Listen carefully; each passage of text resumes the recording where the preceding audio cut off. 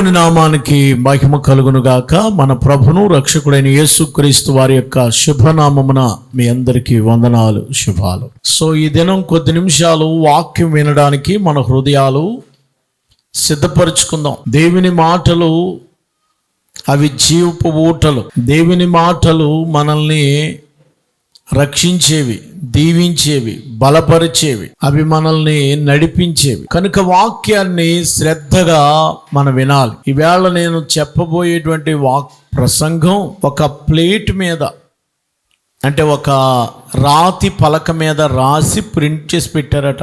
ఈ ప్రసంగం ఇప్పటికీ ఆనవాళ్ళు ఉన్నాయని చెప్తున్నారు. మరి అలాంటి ప్రసంగాన్ని నేను మీ ముందు ఉంచాలని ఆశపడతా ఉన్న నా ప్రసంగం ఏమైతే చేశారో ఆ మాటలు రాతి పలక మీద పెట్టబడి ఉన్నాయి.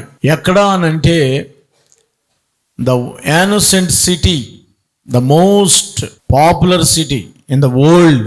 ప్రపంచంలో మోస్ట్ పాపులర్ సిటీ ఆ కాలంలో ఏదైనా ఉందంటే అదే.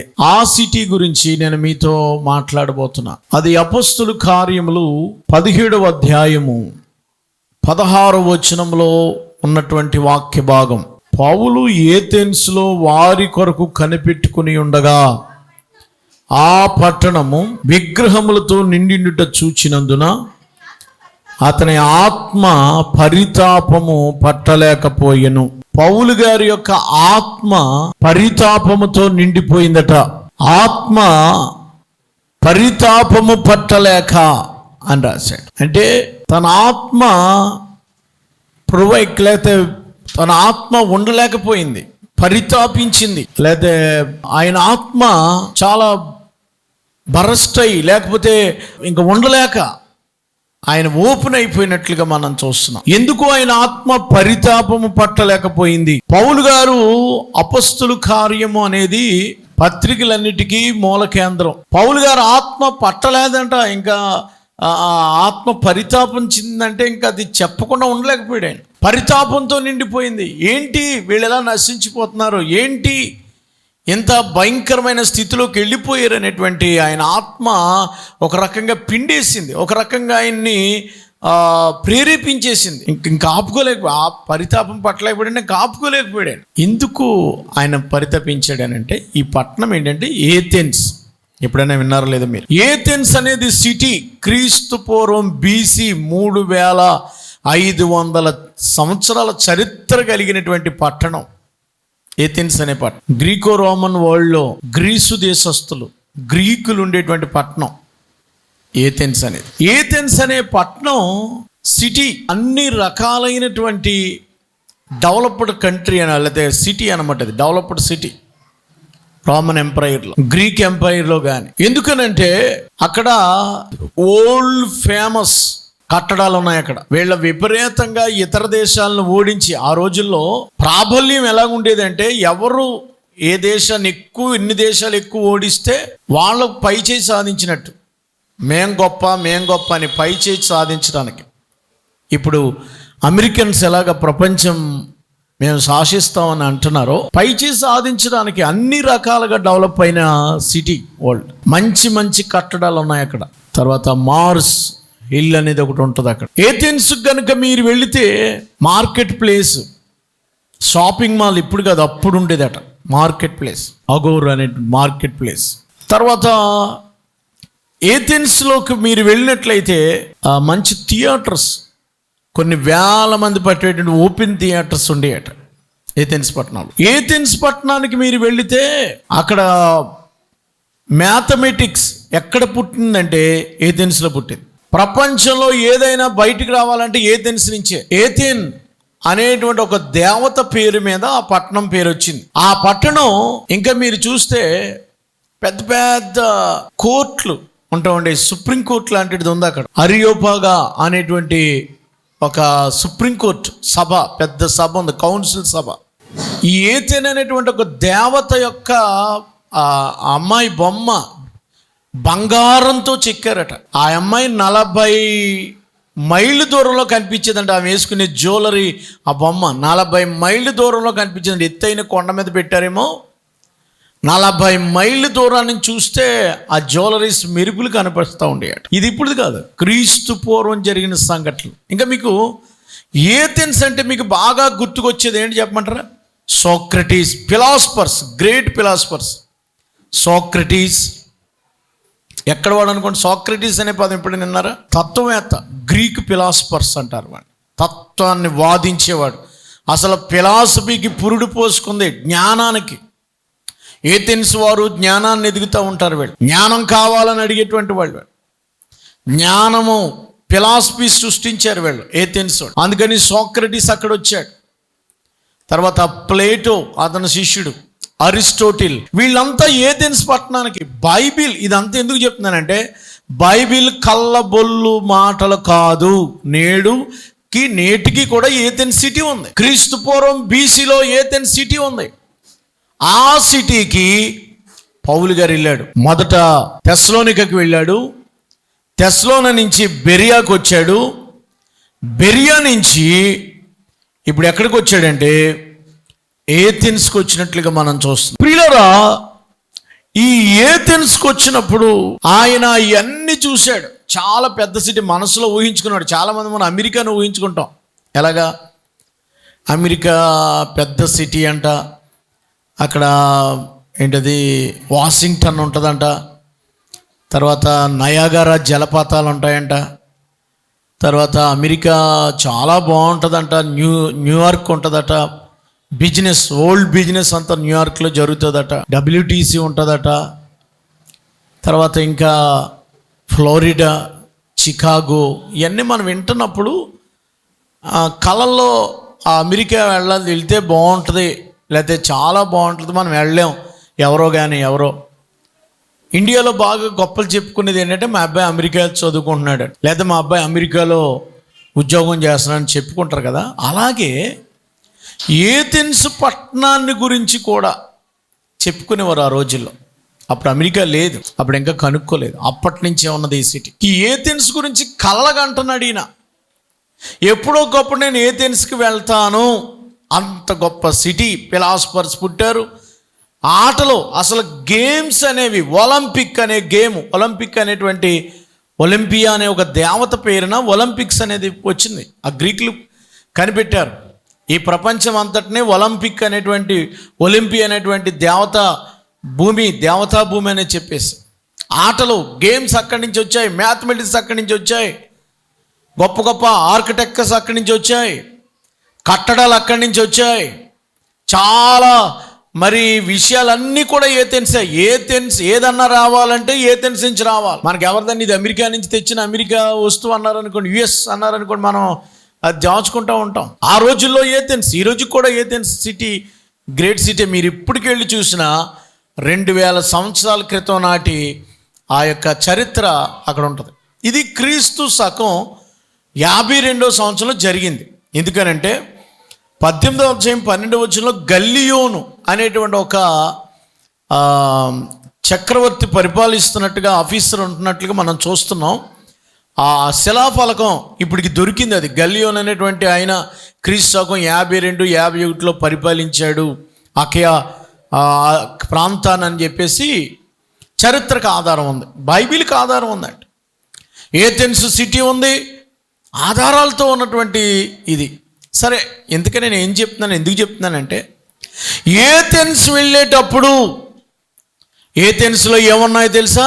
ఏథెన్స్లో ఏమున్నాయండి? ఆ పట్టణము విగ్రహములతో నిండి ఉండుట చూచినందున అతని ఆత్మ ఎందుకు పరితాపం పట్టలేకపోయింది? ఎందుకు పరితాపం ఆపుకోలేకపోయి, పశ్చాత్తాపడి, పరితాపం పడి, ఒక భావోద్వేగంతో, లేకపోతే ఒక ఆత్మచింతనతో, దుఃఖంతో, ఆత్మచింతనతో ఏంటి ఇలాగ అయిపోయింది? సిటీ అంతా చూస్తున్నాడు. గేట్లోకి వెళ్ళాలంటే 60 అడుగులు ఎత్తు, 20 అడుగులు వెడల్పంట ఆ గేట్. ఏథెన్స్ గేట్లోకి వెళ్ళాలంటే ఎంట్రన్స్ గేట్.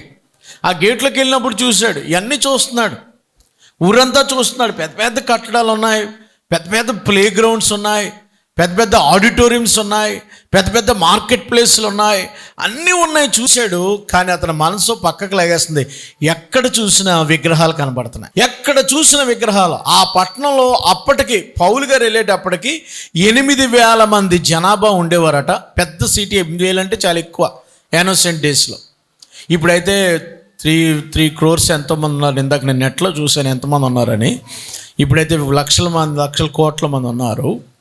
అయితే చూసినట్లయితే ఆ కాలంలో 8,000 మంది మనుషులుంటే 32,000 దేవత బొమ్మలు ఉండేయట, 32,000 విగ్రహాలు ఉన్నాయట, 32,000 విగ్రహాలు. ఇంకా ఊరంతా విగ్రహాలేనమాట.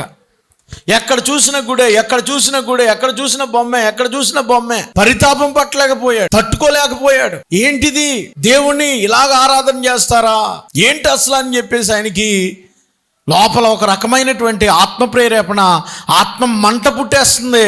ఏంటి, నేను ఏదో రకంగా ఏథెన్స్లో చెప్పాలంటే చాలా కష్టం. ఎందుకో తెలుసా? 17వ అధ్యాయం 22వ వచనం చూడండి. 17:22లో పౌలు అరియోపాగా మధ్య నిలిచి చెప్పినది ఏమనగా, అరియోపాగా అనేటువంటి ఒక సుప్రీంకోర్ట్ ఉండేదట అక్కడ. అరియోపాగా మొత్తం కౌన్సిల్స్ అందరూ ఉండేవారంట. సాక్రటీస్ ఎవరైనా చదువుకున్న వాళ్ళు ఉంటే, డిగ్రీ కానీ లేకపోతే ఏదైనా సోషల్ సైడ్ చదివితే ఖచ్చితంగా సాక్రటీస్ గురించి చదువుతారు, అరిస్టాటిల్ గురించి చదువుతారు. సాక్రటీస్ని అక్కడ ఎవరైనా కొత్త విషయం చెప్పాలనుకుంటే ఆ సుప్రీంకోర్టులో చెప్పాలి, ఆ కోర్టులో మాట్లాడాలి. అతను చెప్పే వాదన ఏంటి, అతను సత్యమా కాదని చెప్పాలి. ఒకవేళ 4 రకాలైన మనుషులు ఉంటారు అక్కడ. ఎవరికి సున్నితమైనటువంటి విషయాల్లో ఎవరికైనా మనసు నొప్పించినా, అతని మనోభావాలు దెబ్బతిన్నాయి అంటారు చూసారా, ఎవడ మనోభావాలు దెబ్బతిన్నా ఒక గ్లాసు వాటర్ ఇస్తారు. ఏంటో తెలుసా? వాటర్లో ఏమంటో తెలుసా? తేళ్ళలో నుంచి తీసిన విషము ఆ గ్లాసులో పోసిస్తారు. అందరు ఎదురుగుండా తాగి చచ్చిపోవాలి. అతను చెప్పింది కనుక రాంగ్ అనే తేలితే, అతను చెప్పింది కనుక ఎవడి మనసునని నొప్పిస్తే 4 రకాలైన మనుషులు ఉంటారు. నేను చెప్తాను ఇప్పుడు అది ఎవరో. ఆ 4 రకాలైన మనుషులకి ఇతడు చెప్పింది మా మనోభావాలకి దెబ్బ తగిలింది, మాకు దెబ్బ కొట్టాడు, ఇతను మమ్మల్ని విమర్శిస్తున్నాడు అని కానీ ఎవడన్నా లేచి గ్లాస్ వాటర్ పట్టారంటే ఆ అరిపయోగ సభలో ఆ గ్లాస్ వాటర్ ఇస్తారు. ఆ గ్లాస్ వాటర్ తాగేసి చచ్చే వరకు లేగరు, అక్కడ చచ్చిపోవాలి. అది ఏథెన్స్లో జరిగేది. సాక్రటీస్ అంత పేరుగాంచిన వాడే తత్వాన్ని, జ్ఞానాన్ని బయటకు తీసుకొచ్చిన అతనికి గ్లాస్ వాటర్ ఇచ్చి ఇచ్చారు. అతను తాగమన్నారు. అతని శిష్యుడు ప్లేటో పక్కన ఉంటుండగానే అతడు ఆ వాటర్ తాగి సాక్రటీస్ చనిపోయాడు. గూగుల్లో కొట్టుకుండా వస్తుంది. సాక్రటీస్ అలా చనిపోయాడు. సాక్రటీస్ అంత తత్వవేత్తే, అంత ఫిలాసఫర్ అంటాం కదా, డాక్టర్ డీడీలు ఎన్నో ఉంటాయో అన్ని డాక్టరేట్లు చేసినటువంటి సాక్రటీస్ చనిపోయిన ఆ స్థలంలోకి వెళ్ళి పౌలు గారు ఏథెన్స్కి వచ్చాడు. ఆయన అసలే తవురుతున్నారు పౌలు గారిని. ఎక్కడ? తెస్సలోనికలోకి వెళ్ళాడు. అక్కడ 3 వారాలు ఉన్నాడు. 3 వారాలు వాక్యం చెప్పాడు. యేసుప్రభు రక్షకుడు, యేసుప్రభు తరిమి కొట్టేశారు. నమ్మిన వాళ్ళు నమ్మారు, కొంతమంది గెట్టేశారు. వచ్చేసాడు. శిష్యులు అందరూ ఉంటారు కదా, ఎంతమంది? ఒక పట్టణంలో 10,000 మంది ఉన్నారు అనుకోండి, 1000 మంది క్రైస్తవులు ఉండేవారు. ఈ 9,000 మెజార్టీ ఎక్కువ కదా. ఈ 1000 మంది కలిసి జాగ్రత్తగా అయ్యారు, మీరు ఇక్కడ ఉండొద్దు అయ్యారు, చంపేస్తారు, మేము చూసుకుంటాం కదా, మీరు వెళ్ళిపోండి అని పెద్దోళ్ళు రాజకీయ నాయకుల సపోర్టులతో జాగ్రత్తగా బెరయాకి తీసుకొచ్చేసారు. బెరయాలో వాక్యం చెప్తున్నాడని మళ్ళీ తెస్సలోనికలో కొంతమంది బెరయాకు వచ్చి, ఇతను మనల్ని బుర్రపాటు చేసేస్తాడు, చాలా డేంజరస్ మ్యాన్, ఇతను చంపేయాలని వారు. పౌలు గారు బెరయాకు వచ్చాడు. బెరయా నుంచి మెల్లిగా సముద్ర మార్గం, సీషోర్ అనమాట, ఇదంతా బీచ్, సముద్ర మార్గం గుండా తీసుకొచ్చేసి ఇప్పుడు అతన్ని ఎక్కడ పెట్టారంటే ఏథెన్స్కి తీసుకొచ్చారు. ఏథెన్స్లో ఇతను అక్కడ సేఫ్ సైడ్ కోసం వెళ్ళాడు. ఏథెన్స్ని ఎప్పటి నుంచో చూడాలనుకుంటున్నాడు, కానీ ఒకడి కోసం ఎదురు చూస్తున్నాడు. 16వ అధ్యాయం మనం పాయింట్లకు వద్దాం. 16వ వచనంలో, 17వ అధ్యాయం 16వ వచనం కదా మనం చదువుకుంటాం. పౌలు ఏథెన్స్లో వారి కొరకు కనిపెట్టుకుని ఉండి. ఎవరి కొరకు? ముందు వచనం చదవాలి. పౌలు ఎవరి కొరకు అంటే శీలా కొరకు, తిమోతి కొరకు ఎదురు చూస్తున్నాడు. శిష్యులు పంపించండి బాబు, నేను ఒక్కడే ఉన్నాను ఏథెన్స్లో, నాకు కొంచెం వాళ్ళు సపోర్ట్గా ఉంటారు, నాకు ఏదైనా సహాయం చేయాలన్నా ఉండాలని. కానీ అక్కడికే ఏథెన్స్కి వీళ్ళు వచ్చేటప్పుడు లేట్ అవుతుంది, ఎదురు చూస్తున్నాడు. ఈ లోపుగా జరిగింది ఏంటంటే, ఆ పట్టణం విగ్రహాలతో నిండి ఉండటం చూసి పరితాపంతో నింపబడ్డాడు. సేమ్ మన భారతదేశము కూడా దేనితో నింపబడుతుంది? భారతదేశమును చూసి నీకు పరితాపం కలగట్లేదా? భారతదేశంలో మన ఇండియా దేశంలో జరుగుతున్న సంఘటనలను చూసి నీకు పరితాపం కలగట్లేదా? టాప్ మోస్ట్ పరిపాలకుల నుంచి కింద నౌకరి వరకు కూడా ఏం జరుగుతుంది భారతదేశంలో అంటే పరితాపం చేసే.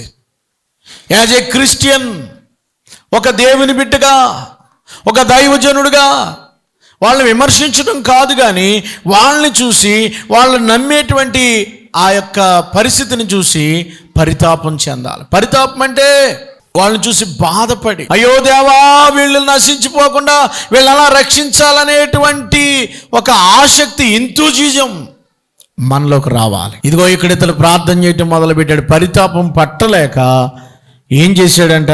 17వ వచనంలో కాబట్టి సమాజ మందిరములతో యూదులతోనూ భక్తిపరులైన వారితోనూ ప్రతి దినము సంత వీధుల్లో తాను కలుసుకున్న వారితోనూ తర్కించుచు వచ్చాను. అమ్మా ఇక్కడ ఈయన ఏం చేస్తాడంటే, సమాజ మందిరం ఉంది, అక్కడ యూదులు ఉన్నారు అప్పటికే ఏథెన్స్లో. ఎందుకంటే యూదులు ఎందుకు అక్కడ ఉన్నారంటే అది head quarter of cultural city, అంటే ఆల్ కల్చర్స్ ఉన్నాయి, అన్ని రకాల జాతులు ఉన్నారు అక్కడ. ఓటు హక్కు ఓన్లీ మగోళ్ళకేనంట. 12% మాత్రమే ఓటు హక్కు ఉంటుంది, వాళ్ళే నాయకులు అవుతారు. 28% ఫారినర్స్, 28% ఇతర దేశస్తులు ఉండేవారంట అందులో. అన్ని రకాల జాతులు ఉన్నాయి, అన్ని రకాల కల్చర్స్ ఉన్నాయి. ఫస్ట్ డెమోక్రసీ అక్కడ ఉంది. డెమోక్రసీ అంటే ప్రజాస్వామ్యం అక్కడ ఉండేది ఏథెన్స్లో. అప్పట్లోనే అంత గొప్ప సిటీ అది, డెవలప్డ్ సిటీ, అమెరికా కాదు ఏథెన్స్. అలాంటి ఏథెన్స్ పట్టణంలో పౌలు గారు సువార్త చెప్పడం ప్రారంభించాడు. ఎక్కడ తెలుసా? చర్చిలో చెప్పడం మొదలెట్టాడు. అక్కడ ఉన్న చర్చెస్లో ఉన్న వాళ్ళందరికీ యేసు ప్రభు గురించి చెప్పడం మొదలుపెట్టాడు. చాలా గొడవలు అవుతున్నాయి.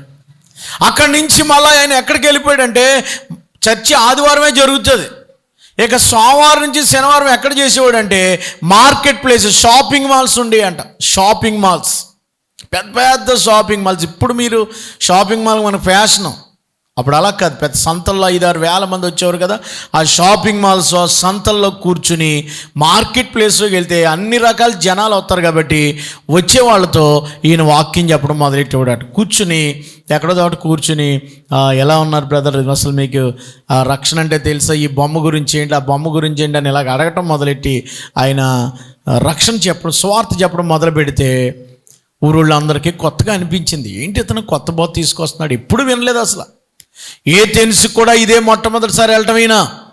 ఈయన ఎవరో ఏదో కొత్త బోధ చేస్తున్నాడు.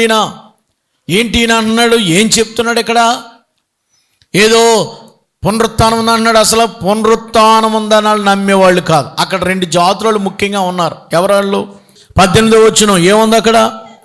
ఎపిక్యూరియన్లను శోయోక్తులు ఉన్న కొందరు జ్ఞానులు అతనితో వాదించారు. కొందరు ఈ వదరబోతు చెప్పినది ఏమిటని చెప్పుకుంటూ, కొంతమంది అన్నారు బబ్లర్, అంటే బాబ్లా బ్లా బ్లా బ్లా, ఏదో బ్లా బ్లా బ్లా బ్లా మాట్లాడుతున్నాడు అతను, ఏవో రకరకాల మాటలు మాట్లాడుతున్నాడు, కానీ ఇతడేమీ సరైనడుగా లేడు, ఏం చెప్తున్నాడో అర్థం కావట్లేదు.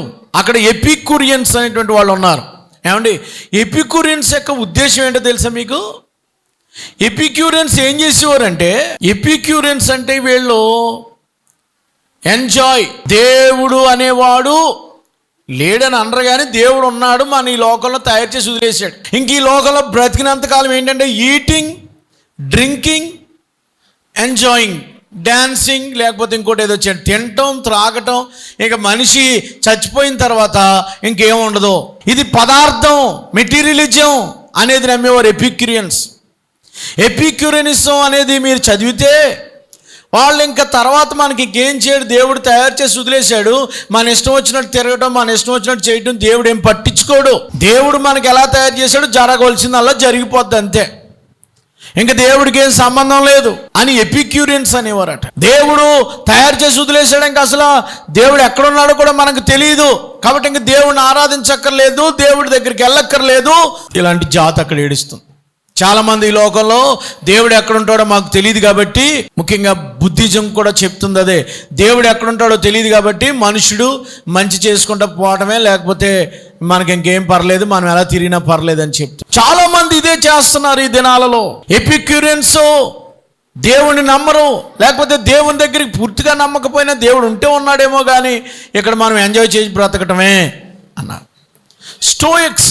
స్టోయిక్స్ అంటే స్టోయికులు అని రాశారు కదా తెలుగులో 18వ వచనంలో. స్టోయికులు ఏంటంటే ఎవ్రీథింగ్ ఈజ్ గాడ్ అన్నారు. స్టోయికులు ఏంటంటే ప్రతి దాంట్లో దేవుడు ఉంటాడు. వీళ్ళ స్టోయిక్స్. ఇందులో దేవుడు ఉంటాడు, ఇందులో దేవుడు ఉంటాడు, అందులో దేవుడు ఉంటాడు, ఇందులో దేవుడు ఉంటాడు, చెట్లో దేవుడు ఉంటాడు, పొట్లో దేవుడు ఉంటాడు, గోళ్ళలో దేవుడు ఉంటాడు, ఫ్యాన్లో దేవుడు ఉంటాడు, లైట్లో దేవుడు ఉంటాడు, సూర్యుల్లో దేవుడు ఉంటాడు, అన్నిట్లో ఉంటాడు దేవుడు. మన హిందువులకి దగ్గరగా ఉంటుంది ఇది స్టోయిక్స్. ఎలాంటి వాళ్ళు అక్కడ ఉన్నారు? దేవుడు పదార్థమా? దేవుడు జీవుడా? లేకపోతే సున్నం కొట్టిన గోడ దేవుడు? దేవుడు మాట్లాడేవాడా? లేకపోతే ఇలాగా ఉండిపోయి కదలనివాడా ఈ దేవుడు? స్టోయిక్స్ అలాగా నమ్ముతారు, ప్రతి దాంట్లో దేవుడు ఉంటాడు అంటారు. వీళ్ళేమో ఇలాగ అంటున్నారు. ఇక్కడ 2 జాతులు చెప్పాను. 3వ జాతి ఎవరంటే ధర్మశాస్త్రమే కరెక్ట్ అనేటువంటి నమ్మేటువంటి కొంతమంది ఉన్నారు అక్కడ. ధర్మశాస్త్రమే కరెక్ట్, యేసు ప్రభు దేవుడు కాదు. యెహోవా సాక్షులు ఉన్నారు కదా, ఇప్పటికీ ఉన్నారు వాళ్ళు. యెహోవా సాక్షులు, జెహోవా విట్నెస్, బ్రహ్మనైట్స్, మార్మనైట్స్, రకరకాల సిద్ధాంతాలు వచ్చేసాయి. అందుకని కొంతమంది ఎలాగున్నారంటే ఈ పాత నిబంధన ఉంది కానీ కొత్త నిబంధన కాదని చెప్పేవాళ్ళు ఉన్నారు.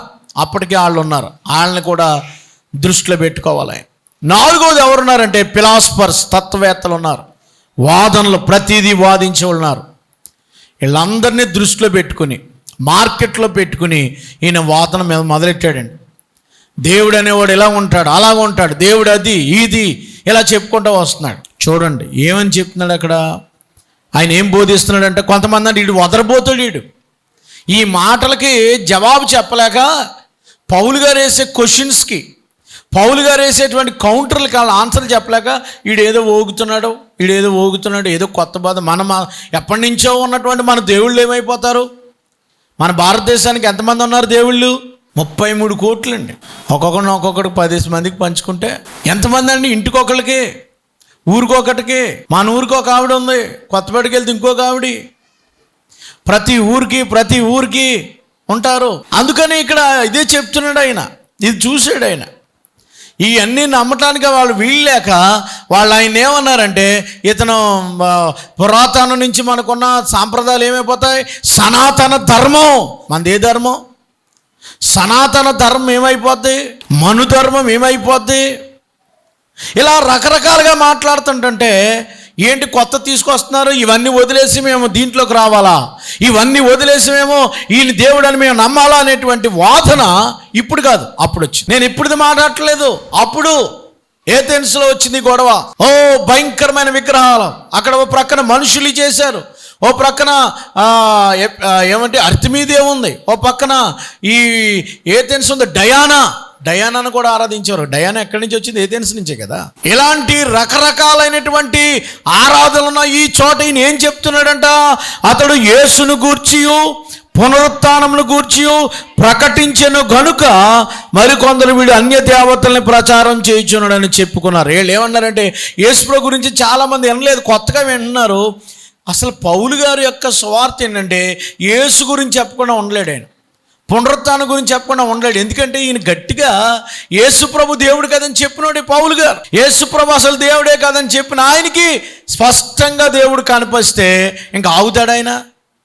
ప్రాణం పోయినా, గుండెలు తీసేసిన, కాళ్ళు చేతులు ఎరగొట్టిన యేసు రక్షకుడే, యేసు దేవుడే, యేసు పునరుత్థానుడని ప్రకటన చేయడం మొదలుపెట్టాడు.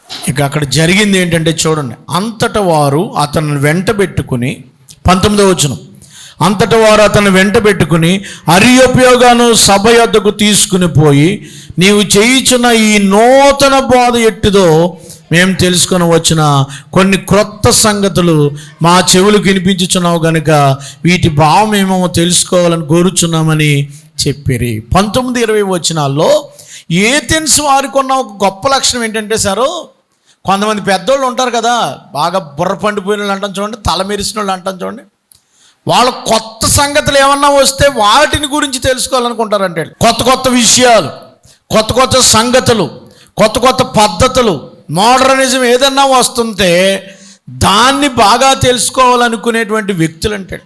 చూడండి అక్కడ రాశాడు 21వ వచనంలో, ఏథెన్సు వారు అక్కడ నివసించు పరదేశులను, ఫారినర్సు, ఏదో ఒక క్రొత్త సంగతి చెప్పుట యందును వినుట యందును మాత్రమే తమ కాలం గడుపుతుంటారు. వీళ్ళు ఏం చేస్తారంట, ఒక పెద్ద చెట్టు కింద, రాయి చెట్టు కింద, మర్రి చెట్టు కింద కూర్చుంటారు. మొత్తం సీట్లు వేసి ఉంటాయి. ఏంటి, ఈ బలలో సిమెంట్ బల్లలు వేసేసి కూర్చుంటాయి. కూర్చుంటే కొత్త సంగతులు, ఎవడైనా ఊరికి కొత్తోడు వచ్చాడు అనుకోండి, ఆ కొత్త సంగతులు ఏం చెప్తాడు ఈవేళ. ఇది మీరు కూడా వింటారు కదా, పాస్టర్ గారి వేళ ఏంటి కొత్త ప్రసంగం ఏం చేస్తాడు, ఏంటి కొత్తదేమన్నా పట్టుకొస్తారని చూస్తుంటారు కదా. ఏథెన్సు వారు కూడా కొత్త సంగతులు వినడానికి, కొత్త సంగతులు చెప్పడంతో నేను ఇది కనుగొన్నాను. ఏంటి, యూట్యూబ్లో ఇది వచ్చింది మీకు తెలుసా, ఒక కొత్త సంగతి అని చెప్తారు కదండి. మనోళ్ళు ఏదన్నా వస్తే యూట్యూబ్ చేసేస్తున్నారు కొత్తదే, ఎందుకంటే వ్యూస్లు, లైక్స్ పెరిగిపోవాలి. కొత్త కొత్త విషయాలు నేటి తరం కూడా అలాగే ఏడుస్తుంది.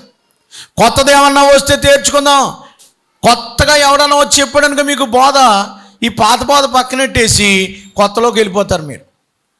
అదే కరెక్ట్ అనుకుంటారు. ఏది సత్యమో, ఏది నిత్యమో, ఏది కరెక్టో తెలుసుకోరు. ఏథెన్సు వారు కూడా కొత్త సంగతులు, కొత్త పద్ధతులు, కొత్త అలవాట్ల గురించి నేర్చుకునేవారట. పౌలు గారిని అడుగుతున్నాను, నువ్వు కొత్త బోధ ఏదో చెప్తున్నావు అంటే ఎలా ఉంది అది అసలు, ఒకసారి రా సభలో కూర్చుంటామని. అరిపయోగ సభ అంటే సుప్రీంకోర్టు లాంటిది, కోర్టు లాంటిది, పెద్ద కోర్టు. కౌన్సిలర్స్, స్కాలర్స్ మాత్రమే వెళ్తారు అక్కడ. ఎవరికి వెళ్తారు స్కాలర్స్ అంటే? మేధావులు కూర్చుండే సభ అది. మొత్తం దేశంలో ఏథెన్స్లో ఉన్నటువంటి సభికులు అందరూ వచ్చేసారు. స్టోయిక్స్ వచ్చారు, ఎపిక్యూరియన్స్ వచ్చారు, యూదులు వచ్చారు, ధర్మశాస్త్రవాదులు వచ్చారు, ఇంకా దేవుడు లేదనేటువంటి ఎథిస్టులు వచ్చారు, విగ్రహారాధికులు వచ్చారు, అందరూ కూర్చున్నారు.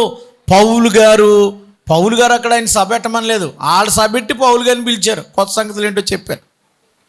ఒక్కొక్కసారి మనల్ని పిలుస్తారు, మన టాలెంట్ ఉపయోగించుకోవాలి. పౌలు గారిని అక్కడ ఏం చెప్తున్నాను అసలు, నీ బోధ ఏంటి, నీ పద్ధతి ఏంటి, సత్యమో కాదో మేము తెలుసుకోవాలి, వాదనకు రా, దిగుదాం, తర్కం కదా. ఇప్పుడు అంతా డిబేట్లు, ఇప్పుడు కూడా డిబేట్లే, కొత్త జ్ఞానం, తర్కించటం.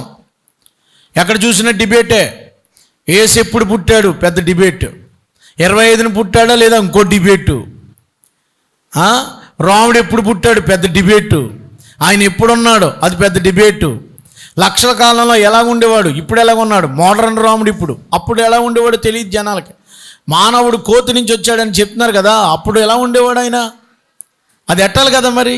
లక్షల క్రితం ఉన్నాయంటాడు ఆయన, నాకు తెలియదు అనుకోండి. అడుగుతున్నా, ధర్మ సందేహం అంతే, నేను విమర్శించట్లేదు, నా ధర్మ సందేహాన్ని అడుగుతున్నాను అంతే. కాబట్టి ఇప్పుడు మోడర్న్గా తయారు చేశారు ఆయన్ని. ఇప్పుడు మోడర్న్గా తయారు చేసిన ఆయన అలాగే ఉన్నాడా, దైవ దర్శనం అనేది అలాగే ఉంటాడా, మన ఎవరో అయోధ్యలో ఉన్నటువంటి ఆయన అనేది ఒకసారి ఆలోచించాలి. ప్రజలు, విద్యావేత్తలు, తెలివైన వాళ్ళు ఆలోచించాలని కోరుతున్నాను. నేనేమంటున్నానంటే, ఇక్కడ వాక్యం ఏం చెప్తుంది అని అంటే, ఇదిగో ఇలాంటి పరిస్థితులు ఉన్నాయి ఇక్కడ. ఎలాంటి పరిస్థితులు, కొత్త సంగతులు ఆ సభకు తీసుకొచ్చారు.